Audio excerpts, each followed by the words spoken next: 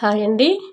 Stove మీద కళాయి పెట్టుకొని ఒక 3 స్పూన్ల వరకు నువ్వులు వేయించుకోవాలి. అట్లానే కొద్దిగా కాజు తీసుకోవాలి. ఒక 5-6 కాజులు తీసుకొని ఇట్లా వేయించుకోవాలి. రెండు కూడా వేగాక మిక్సీ గిన్నెలోకి తీసుకోవాలండి. చాలా టేస్ట్గా ఉంటుంది. ఒకసారి ట్రై చేయండి. చాలా సింపుల్, ఈజీ కూడా. ఇట్లా చేసుకుంటే రోటీ అయినా రైస్ అయినా ఏదైనా చక్కగా తినొచ్చండి. చిన్న అల్లం ముక్క, 4 వెల్లుల్లి రెబ్బలు, ఒక ఆనియను, కొద్దిగా చింతపండు. నేను చూపిస్తున్న విధంగా కొద్దిగా చింతపండు వేసుకోండి. నేను ఇది చూపించేది లవంగా, దాల్చిన చెక్క, వెలాచి, 4 టమాటాలు మెత్తగా మిక్సీ పట్టుకోవాలి. నేను ఇది చూపించేది 1/2 కిలో బెండకాయలకి. మీరు ఎక్కువ బెండకాయలు అయితే కాస్త ఎక్కువ మసాలా అనేది వేసుకోవాలి. ఇవ్వండి. ఒక అమ్మాయి అడిగింది మీరు క్రాస్గా ఎలా కట్ చేస్తారని. ఇంకో అమ్మాయి ఇట్లా కట్ చేస్తాను.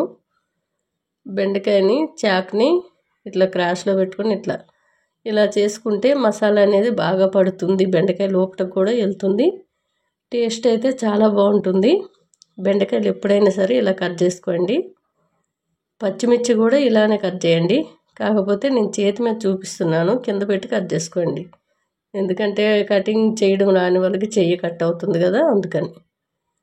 ఇవ్వండి. ఇట్లా కొద్దిగా ఆయిల్ వేసుకొని ఆ బెండకాయలు వేపేసుకోవాలి. ముక్కలు వేపుకొని ఇంకో ప్లేట్లోకి అయితే తీసుకోవాలి. వేగిపోయాయి కదా, ఇప్పుడు ప్లేట్లోకి తీసేసుకుంటున్నాను.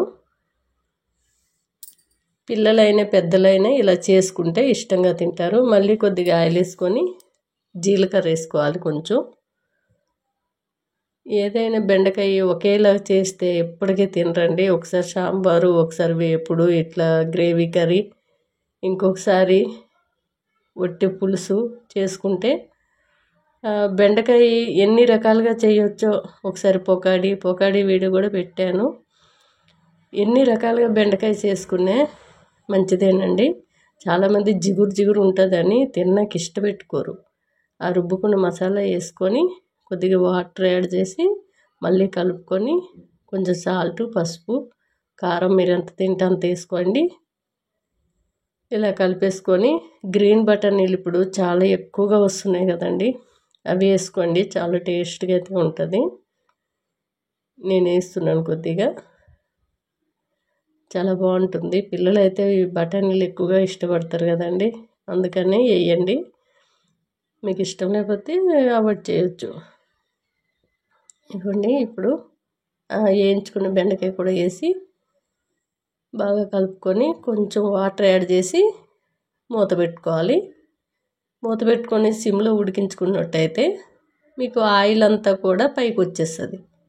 అప్పుడు చాలా టేస్ట్గా అయితే ఉంటుంది. మీరు బెండకాయ ఎన్ని విధాలుగా చేసుకొని పిల్లలకు పెట్టినా జ్ఞాపక శక్తి అనేది పెరుగుద్ది. అంతేకాదండి, ఏజ్డ్ వాళ్ళకి మోకాలు నొప్పులు కూడా రాకుండా ఉంటాయి. బెండకాయని నైటు వాటర్లో చిన్న బెండకాయ తీసుకొని నానబెట్టుకుని ముక్కలు కట్ చేసి ఆ ముక్కలతో పాటు వాటర్ తాగినట్టయితే మోకాలు నొప్పులు మెల్లమెల్లగా పోతాయి. ఒకటేసారి ఏది జరగదు. ఓకేనా.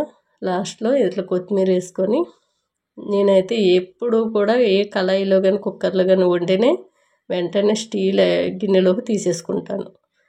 మీరు కూడా ఇలా చేసుకోండి. ఒకవేళ కుండలో వండినట్టయితే 2 days ఉన్నా సరే అది మంచిగానే ఉంటుంది. అల్యూమినియం దాంట్లో ఎక్కువసేపు ఉంచుకోకూడదు. అల్యూమినియం దాంట్లో నిమ్మరసం అయితే అసలు పిండకూడదండి. ఆ కలర్ చేంజ్ అయిపోయి ఆ ఫుడ్కి అనేది వచ్చేస్తుంది. ఆ కలరు నల్లగా అయిపోతుంది అల్యూమినియం దాంట్లో. ఇవ్వండి. ఇట్లా చేసుకొని చాలా టేస్ట్ ఉంటుంది. ఓకేనా. బాయ్ అండి.